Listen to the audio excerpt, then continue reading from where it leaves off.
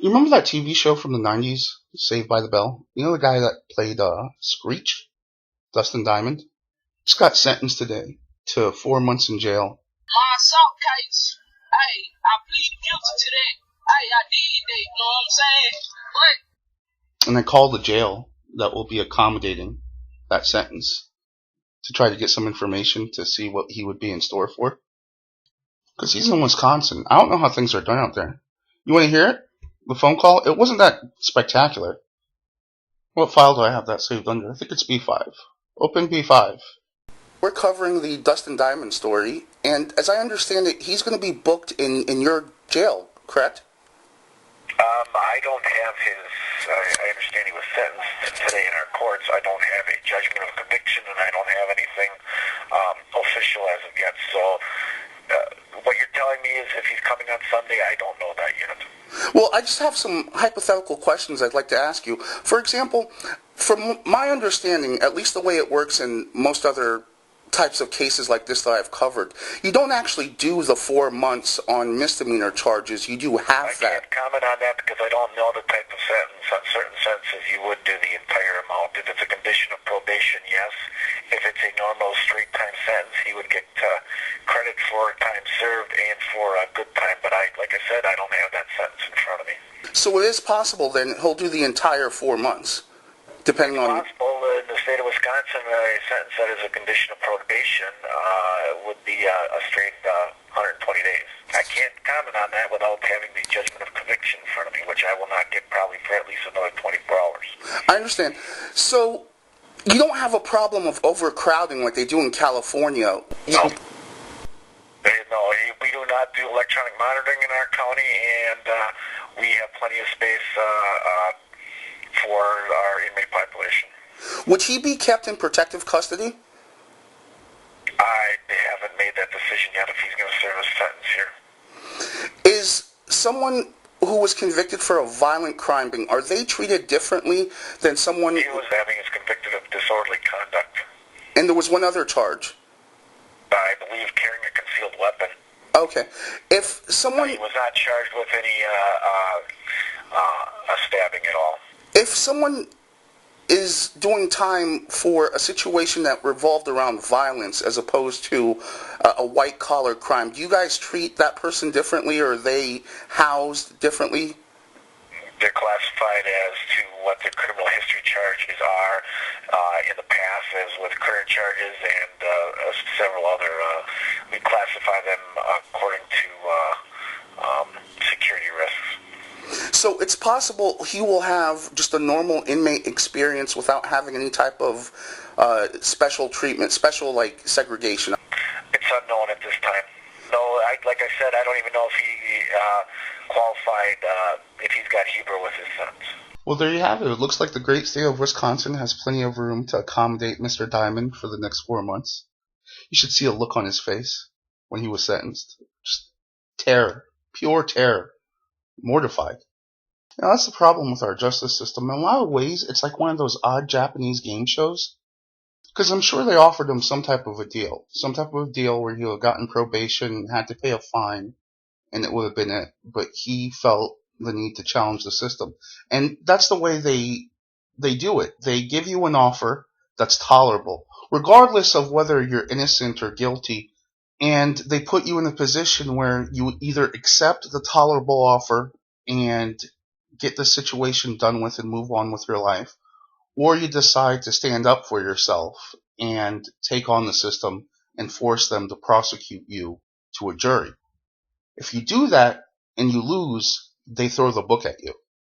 See, if he was in Los Angeles, it wouldn't have mattered. He'd be out in a week, regardless of how long his sentence was. Because the prison population there is so overcrowded, and they're going to be like, well, he's a celebrity. He's probably not going to do anything else again. Let's get him out first. But apparently Wisconsin doesn't play that. And he's finding that out the hard way right now. If he was smart, he would just write a book about his experience and then try to hawk that when he got out. But in order for the book to be interesting, he would have to engage with the prison population. You can't just write a book about being in solitary. You have to have interaction and write about that interaction. And I don't think any interaction that he has in jail is going to be a positive one. Because he's known for being abrasive and rude and terribly insensitive. At least he was on that reality show that he was on. You ever see Celebrity Fit Club? This was a VH1 show, maybe about 5 years ago. VH1 used to be on this kick where they would have celebrities in odd situations. Like they would make them live together, then they would take celebrities who were overweight, and then they would put them on diet programs. And he did Celebrity Fit Club on VH1. I guess he was trying to lose weight. He was never that fat though. But maybe that's why he took the gig. He wanted to be the celebrity thin kid at fat camp. That, and they offered him 6 figures and free publicity. So the way that show was set up was pretty interesting. What they did was they got a registered dietitian. They got like a psychiatrist, and they got a Marine drill instructor. A legitimate Marine drill instructor with the mentality of a Marine drill instructor. And these 3, they made up a panel that presided over the celebrities. So the psychiatrist was there to help them with their mental issues. The dietitian was there to help them understand how calories and nutrition works. And of course, the Marine drill instructor, his name was Harvey, he was there to whip them into shape. Now, the dietitian and the psychiatrist, they were refined for media. They understood appearing on camera and publicity, and they knew how to engage the media. Harvey, the drill instructor, hadn't gotten to that point yet because he was apparently just fresh out of the military. So he was a no-nonsense guy. I mean, he had some idea that there were cameras on him, and you can tell he knew to restrain himself. But that wouldn't kick in right away. It would take time, as opposed to someone who's refined, who's already conducting themselves in such a way that's accounting for all this. So Screech, or Dustin Diamond, whatever you want to call him, he starts pushing everyone's buttons on the show. Absolutely every single person on that program hated him. He had 0 friends, from what I can recall. Then one day he got the audacity to tell Harvey that he would engage in combat with him and he would win in a fight against him. Harvey snapped. Let me see if I have that. B6. Dustin, you just drove 6 people out of the room because you can't take responsibility. Now I'm you arguing can't with the answer short a question guy. while Okay. you're here. You make You're Kimberly wasting cry. everybody's time. And you made Kimberly cry. Dude, don't even get me started with that. I didn't sign up for this. I love you, darling. It's heavy out there. Bye. I'm leaving. Yeah, so this is the part where he's ticked off everyone, and everyone's leaving the show. All the other people, they're like, we don't want to work with this guy. We don't care how much money. It's not enough to deal with him. Keep it playing. Is it really I challenge him everybody? to physical combat. Who? And yesterday. For his call. No, he's not going to touch him. Alright? If he agrees to combat, if you agree to combat, I'd fight you. And I'll wear your ass out. Would you? Would you? How are you going to man to me? I'm saying you're putting yourself in a you're putting yourself in a ass out. All right. Your stupid ass mind. Okay. Come on. Tell you what else damn next way in 3 pounds. Get your fat ass out of here. Go ahead, Dustin. You're 3 pounds. Get the out of here, man. Everyone else has been up. I don't have to go anywhere. Somebody get his ass out of here. You up there full of Dustin. Oh, yo, chum, I will beat your. You must be out of your part-time cartoon mind. If you agree, we can set up a UFC match anytime. Threaten me. Don't you ever threaten me. Your ways of toxic things. Sorry, guys. I'm feeling. I understand. Uh-oh, something's going on. Help your fat ass. You put yourself in the first after you said you kick his ass, you say you kick mine. What you ever think? Did I say I kicked your ass? You ever take back what I said? Is that what I said? I'll wear your ass out.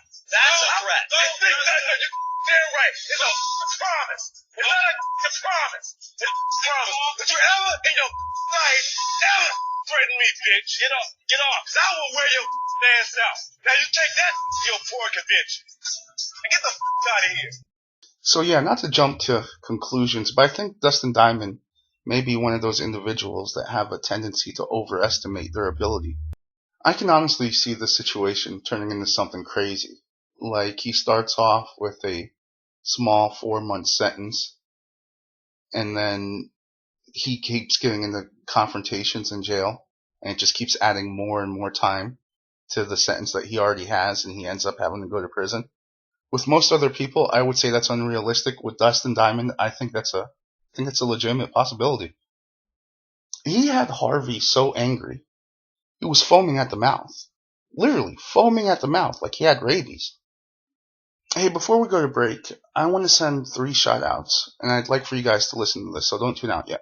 Because I'm not being paid for anything I'm about to say. This is just me thanking some individuals who came to my rescue on a personal level when they didn't have to. And I just wanted to talk about this. I'm limited to what I can say as of now. It's kind of fitting that this last segment was about the legal system, because the people I'm about to talk about right now are involved in the legal system in varying ways. But the first thing I want to bring up is a website. This is popehat.com, spelled POPEHAT.com. Popehat, I don't want to label Popehat as just a site that supports free speech. I'm not really sure how to label it because it's so helpful and versatile. And that's just a fraction of why this site is so useful.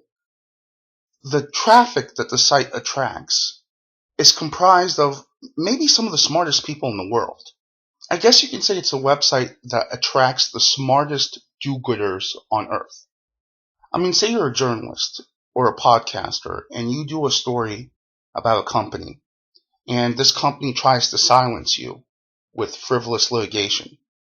Popehat would be the site to go to find a hero.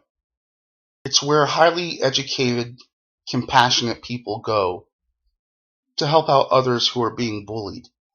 And man, I gotta tell you, I found 2 of the greatest attorneys ever by way of that website. Like I said, I'm limited to what I can say right now because there's a lot of potential litigation that's still to come. So I'm just waiting until I can tell everything because I've got so much I want to say. But that said, the first attorney I want to talk about is a gentleman by the name of Troy Saxton of the law firm Monson Becker and Blanter in Portland, Oregon. I would take a bullet for Troy. Not just because I'm so grateful and humbled by how much he's helped me personally, but I would do it for the betterment of society. Because people like Troy are very few and far between. When you think about all the ingredients that it takes to make someone like him, number one, you have to have the intellect, the drive to be able to handle all that schooling, and then you have to be good, and you have to work and hone your talents, and once that's done, you have to pay for all that schooling. Most lawyers start off with $100,000 in student loan debts. Yeah, people act like, getting a lawyer to do something pro bono is no big deal for the lawyer, and they should be happy, they get publicity and their resume. They have no idea the hardships an attorney goes through after they graduate law school and all the hurdles they have to clear. So when someone endures all that and they still want to use their time and resources to help out others, these people are very special. And society has an obligation to make them feel special. Because if you start taking people like that for granted, you're not going to have people like that. And then corporations are going to be free to hire any type of shady lawyer they want and have them run roughshod over whoever and bully whoever. And Troy Saxton prevented a company from bullying me. You remember pro wrestling from when you were a kid, where they would have the good guy wrestler in the ring, and the good guy would be getting beat up by 2 or more bad guy wrestlers. Then all of a sudden music would hit, and like the Ultimate Warrior, another good guy would come from the backstage and beat up all the bullies and clear out the ring. In a metaphorical yet very realistic sense, that's exactly what Troy did for me. He didn't just come to my rescue, he came to my rescue and looked like a badass doing it.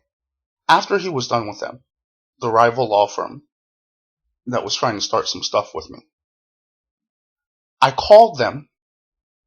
They literally told me, have a wonderful day, and hung up, and I could hear the trembling in their voice. Yeah, they basically tried to send me a ransom letter. They said, we want this amount of money. If you don't give it to us, we are going to sue you in 30 days.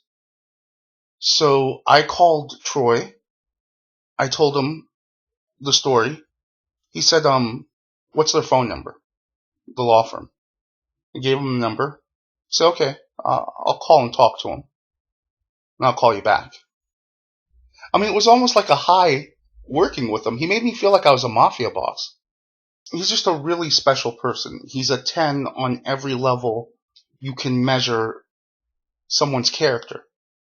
He's such a 10. The reason there's another lawyer that I'm about to talk about right now, who's also a great person, is because Troy will only take a case involving issues that he has real world practical experience with. A lot of lawyers won't do that. A lot of lawyers will take anything you ask them to take because they'll just grab the law books and they think they can just read what the law books say and assume that they'll be able to apply it practically in real life. And it doesn't work that way a lot of the times. And that's exactly what the rival law firm that was bullying me was trying to do. They were in a realm that they had never practiced before and had zero real life experience with this type of case. And Troy basically, in a phone conversation, showed them that they have no idea what they're doing. And any action that they take is going to be an action that he's going to make blow up in their face. I hope Troy doesn't make me take this show down. He's really humble. He doesn't like it when I gawk over him. Chip Lazenby, on the other hand, doesn't seem to have a problem with me complimenting him. However, every time I do, he seems to think that it's going to cost him something. I don't think he got the fact that I was just overwhelmed that I was able to talk to him. Troy and Chip are maybe in the top 20 of the smartest people I will ever get to have a one-on-one conversation with in my entire life. Like, legitimately, in the top 20 of the smartest minds I will ever encounter walking the face of this earth that I'll be able to have a conversation with. So, let me tell you how Chip came into the picture. Chip was the attorney for Oregon's governor. He was his attorney. And if you go to YouTube and you type in his name, there's a video of him giving a lecture on the governor's behalf about gambling in Oregon and the risks and the benefits and the measures that the governor had taken to curb the negative effects and the positive things that were being done with the money. But yeah, Chip is the definition of overachiever. That's the best way I can describe him. Also, I believe he's on the board that's going to regulate the recreational marijuana laws that have been passed throughout Oregon. And I believe he's got a firm that helps people who are getting into the marijuana business to set up and to stay compliant with the laws. He's doing a million great things. And so obviously, when you're involved in that many things, you get a reputation.